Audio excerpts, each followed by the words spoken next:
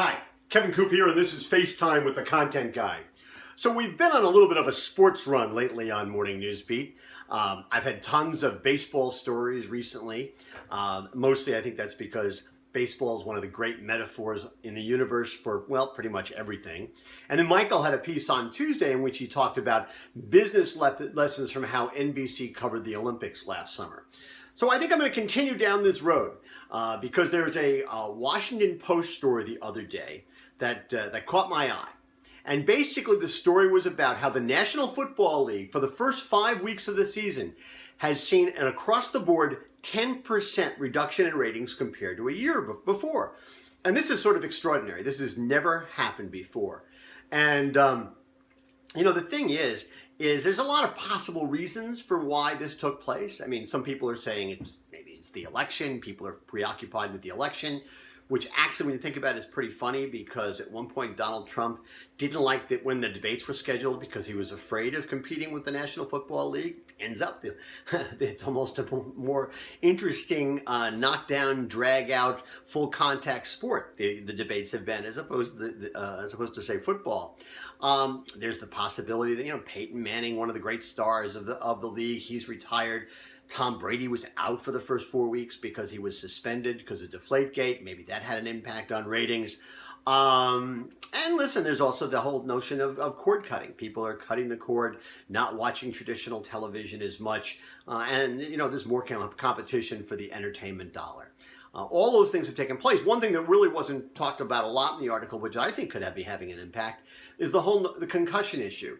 I have to say, I find myself when I'm watching football on a Sunday, when I see somebody get hit particularly hard, instead of just going, oh my God, that was a hard hit, I find myself wondering 10, 15, 20 years from now, what effects might they feel from that impact? And that kind of bothers me. I haven't quite got to the point where I'm not watching football yet, but I have to say this kind of stuff's on my mind, and this could have an impact on the ratings as well.